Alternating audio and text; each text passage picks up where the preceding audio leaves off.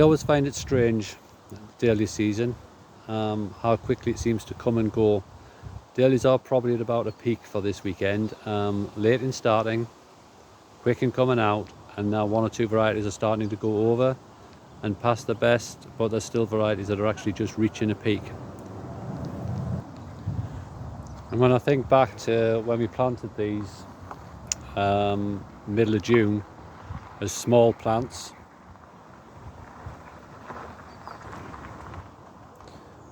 with the cuttings taken end of April, early May, planted as I say mid-June as young plants, pinched out second week in July. When you think as well as to how severe the weather conditions have been, so hot and so dry for us up here in the northeast, the winds we experienced in early August, on the 5th of August, and then all of a sudden they're looking like this.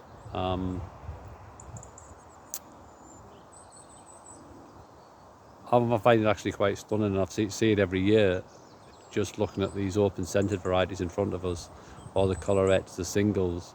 But what's amazing me at the minute is you won't be able to make it out sadly on this, but we're looking at the variety Pooh there, which is absolutely covered in butterflies. There's about 20 or 30 just on that one variety alone at the moment.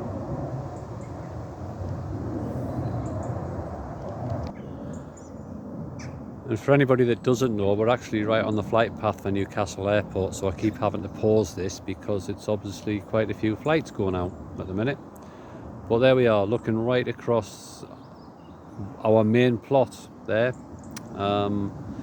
with willow sculpture representations of Grandma and Grandad Hall that were done for our centenary year, still standing proud. Most of this plot contains all the small and miniature decks, small miniature cactus, water lilies, collarettes, miscellaneous types, the palms and the small miniature balls. Planted all at 40 centimetres apart.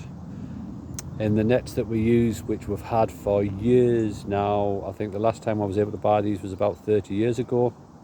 So they're certainly serving their purpose. Wire mesh, 5 squares across, 20 centimetre squares, stakes, strong 3-inch posts knocked in at each end, and again at the other end, and the wire basically held up by tension between the posts and pairs of stakes that you might just be able to make out just there with the Totally Tangerine.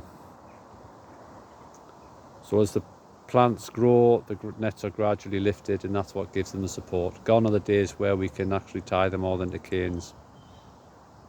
Now, anybody coming in will have noticed today we've been doing our last main rogan of the season effectively. So the idea is that all this are our stock plants for next year, which we'll take the cuttings from that will supply you, the customer, with. But to maintain the integrity of the stock, we're constantly assessing it, constantly checking it to make sure everything's flowering true to type, true to form, true to colour, and is as healthy as it can be. If there's anything in doubt, there's another plane going across. Somebody lucky so-and-so is going abroad for a holiday, so hopefully you can hear me above this. We've been rogan, so pulling a few plants out that are not up to standard. We've got to do it, probably a few more than I would like this year, but we're maintaining the quality of our stock, and that's very, very, very important to us.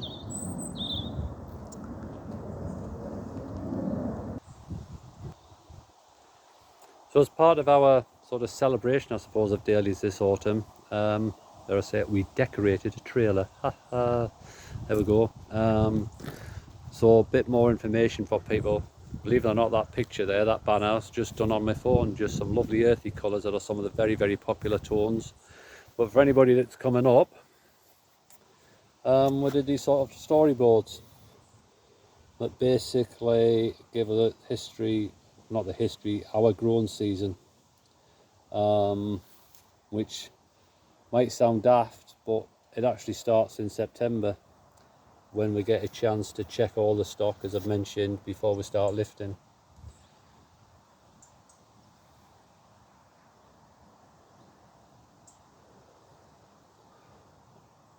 and it's been quite popular with people who've had a good look, a good read, understand the process of what we do at Halls of Heading. So it's very important that we check the stock before we start lifting, because that stock is obviously what we're propagating from. So as it goes through all the different months, so we might still be flowering even as late as October, and we won't have started lifting until we've maybe had a first touch of frost, or with the plan being that we'll all get them lifted in November, which then gives us the opportunity to have them all cleaned up and ready to bench up before Christmas.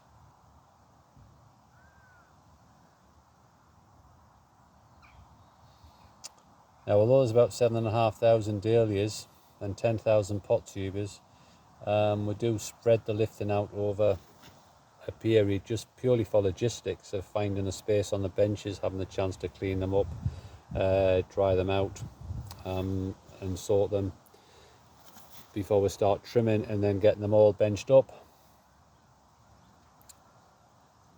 which we've generally done by the end of December. And the same with the chrysanths as well. The chrysanths will all be benched up, and they'll actually be in growth, because we tend to lift the chrysanths a few weeks earlier, back end of October, get those set away.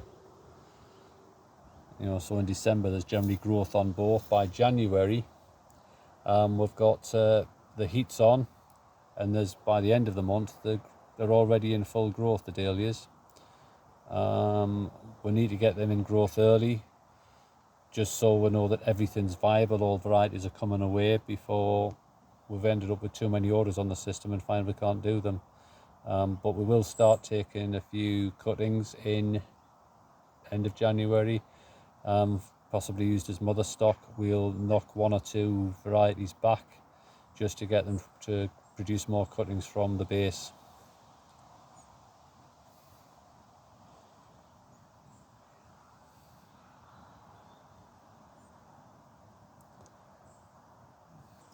Then in February everything's in full growth, chrysanths and dahlias. Cuttings everywhere. We're taking batches of cuttings virtually every 10 days or so. Rooting them quite straightforward, just with on a hot bench, covered with agrifleece, dampened down to keep them nice and turgid. And generally we can get the dahlia cuttings rooted in around about 12 to 14 days, which gets better as the season progresses. Sometimes they root even less time than that.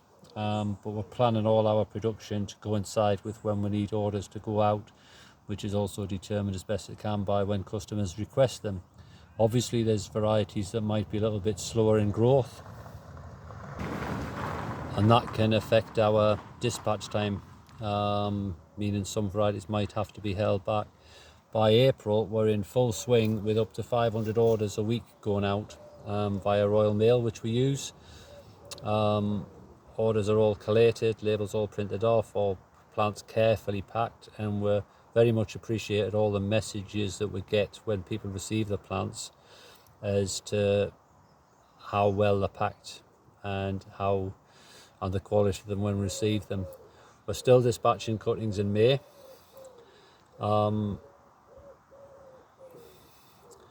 And at the same time, towards the end of the month, we're starting to get our fields ready for planting. So we'll give the ground a light rotivation, add fertiliser, cover with a mulch, while still dispatching orders, and so by early June the fields are ready to plant up. Saying that, it's not just a case of putting fertiliser and mulch on. The drip lines have to go down, the nets have to go down. I think there's 248 3-inch square 5-foot stakes go in, and then another however many stakes go in to support them. So I think it's about it. Put all the beds end to end, we've got like a mile of nets that we're planting. In June the stock's getting prepared for going, but we're also dispatching our garden ready plants, which are in those biodegradable peat pots we used last year, and this year we used for the first time Silver Grow peat free compost. Got some very good results with that. So all plants that we sold pot grown or garden ready went out that way. July comes along and the plants are hopefully growing quite nicely, as you can see from there. And I understand you won't be able to read the text, it's just to prompt me as to what I'm doing over the 12-month period.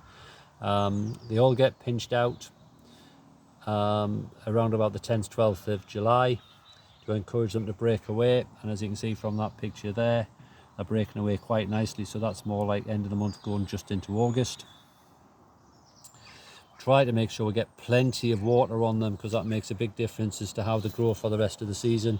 This year we struggled obviously with the heat, because I've obviously got all our sales area to keep watered as well. I do not want my water bill, let's put it that way. Don't want my water bill at all.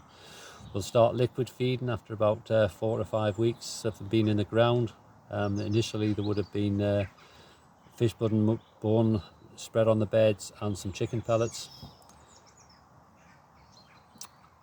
And come mid-August or early August we'll actually start doing some disbudding, securing the stems, securing the flowers on the flowering stems for flowering, knock back a few if needed, to the point where August end of, they're hopefully starting to see some flower and we're starting to welcome visitors to the fields.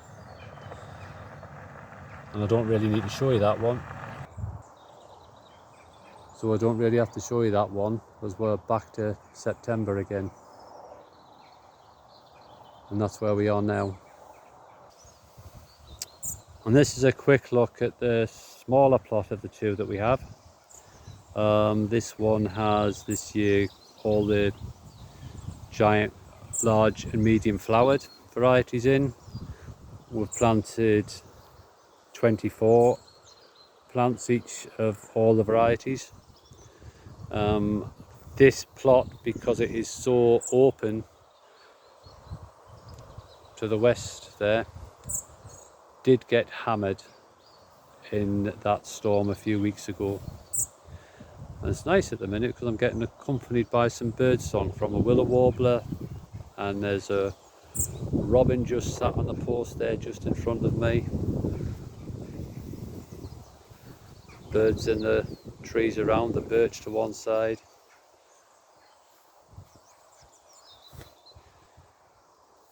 So yeah, some varieties really got hammered, hence when I'm looking at Vitamin Superba there. Most of those were replanted very late because the wind had snapped a lot of them off. But then right next to it, we've got some superb blooms of like white false candy. Bear in mind these are outside, there's no covers on them at all. So yes, that's what I mean about a few more gaps this year than normal because of wind damage and various other things. Big problem with thrift this year early on, which didn't help, and we're throwing a few out. Not happy with, but that's how we maintain the integrity of our stock. We've got to be ruthless. Look at that for white Charlie 2 there. I know it's just basically a white blob, isn't it, in the middle of the screen. That's because it's the other side of me, but it's so clean.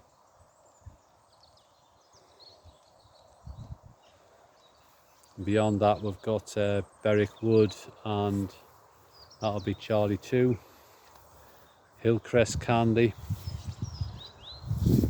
and it just goes on.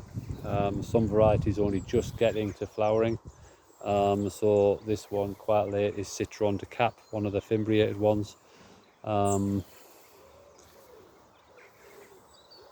Beautiful bloom at the end, but it's the only one out, and then that's Happy Champagne beyond. Again, it's just reminding people that these are literally, they're outside, they're in the open. Right, and I've just wandered across to where some of the giants are, because these have been outstanding this year.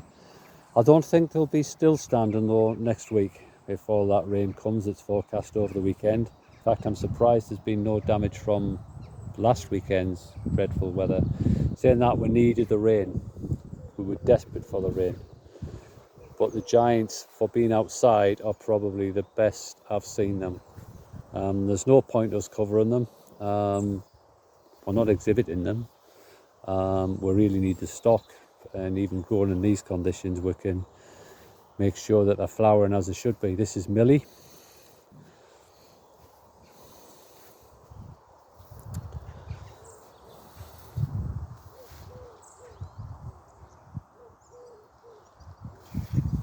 and as I say, very, very clean. El Marie just coming up.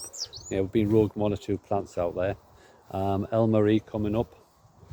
That's always late flowering with us. What I'm finding strange this year, some varieties that are normally quite late have actually been flowering a little bit earlier. For instance, I don't normally see Sir Ralph Ramsey in full bloom mid-September, but this year it is, or virtually in full bloom. And that's not Sir Ralph Ramsey, that's Newfield Maggie. Well, we've got like Fairway Pilot there, always short and compact, Pink Spur. I always a little bit irritated when I'm doing these videos that I walk down the side of a bed, I don't plan anything, and the flowers that I want to video are always on the other side. But hey, that's it. That's Pink Spur outside, uncovered. And this is one of the reasons why we've got to make sure we're roguing, because we've actually had some Pink Spur reverting back to Fairway Spur this year. So we've got those marked. Some of you might have seen a picture of Go American that I posted on my website, on my Facebook page. It's a long time since I've seen it looking like this. The stock for this variety we must have had on the nursery for about 60, 70 years, something like that, whenever it was first introduced. I'll have to look back in the catalogues to be totally exact, but it was introduced in 1959. I'm not sure when my dad bought the stock in, but it's still the same stock that we're propagating from, and rogued out, checked ruthlessly. Not a bad bloom. Good depth, clean, can't ask for much more. And then our Sir Ralph Ramsey, which is further ahead than it would normally be. Some Vasio Megos there. Right, Fairway Spur. I'm not going to walk through all the field. I basically just wanted to get through to this Westerton Lillian, which they're taller than I am. About 6'6", some of these. There you go. How good do they look?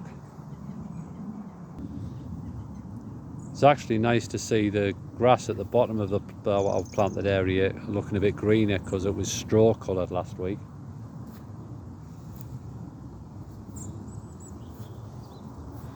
There's Jim Brannigan and Jane O'Lamy. Jane O'Lamy about a foot taller than normal.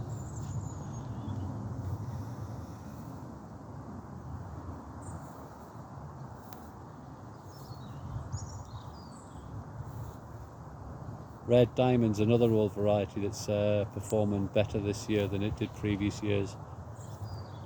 And a few late varieties of medium decks. You've got Evoker Amanda and Asquith Mini there, which is strange because Asquith Mini is normally quite early. And this is Cream Moonlight. Normally the moonlights for us are dreadful outside because the mark so easily with the weather. Okay, a bit late flowering. It's not a big bloom, but it's a clean bloom. And then Val's Candy, which has suffered with the rain and the wind a little bit this week. And now obviously we sell a lot of Dahlia as cut flower, so when we've got all our main stock in, we always plant a few extras that we can use for that. So this area here, 6 nets, 120 plants in each net of creams, few whites, basically through to reds. So just got all basically the colour group planted together. So they're either spare stock or varieties that we do find do really well as cut flower, and we just let them grow up, basically trying to plant them in a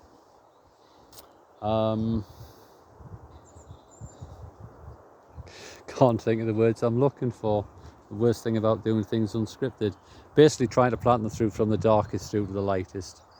At the far end there, and then you get a few awkward ones at the end, like Jasudi Mercury and Jasudi Hercules that don't quite fit anywhere, so they get stuck on the end of a row.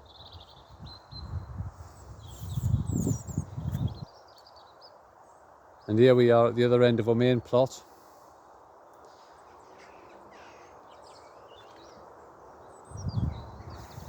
Just amongst the water lilies. Some varieties we've had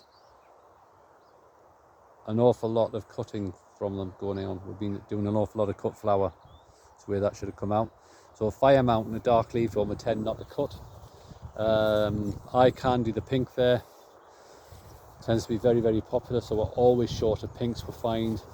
So yeah, basically this is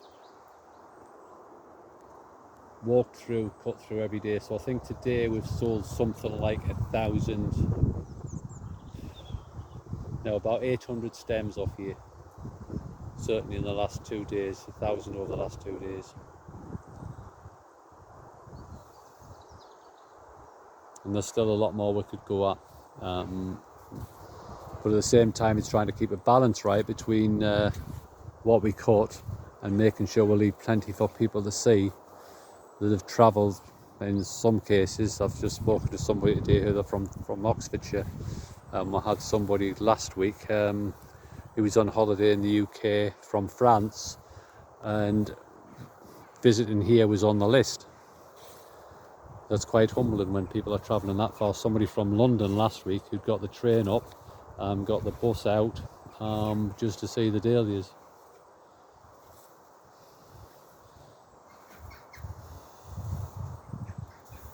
So Taratahi Ruby, that's a bit late this year. We've only just started cutting a few blooms off that, whereas some other varieties turning around quickly. Ken's Rarity, that's coming on to a second flush of flowers.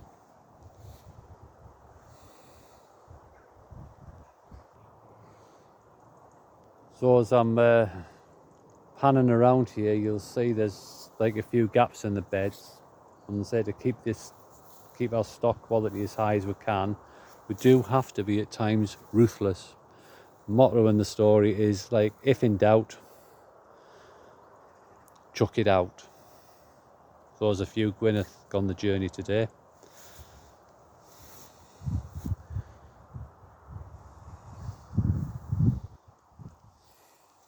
Sam Hopkins, very, very popular as a cut flower. Occasionally get a white petal in it.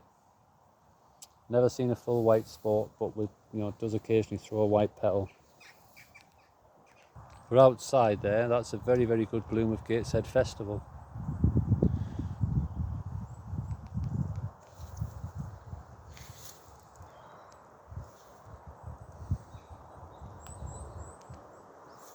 Right.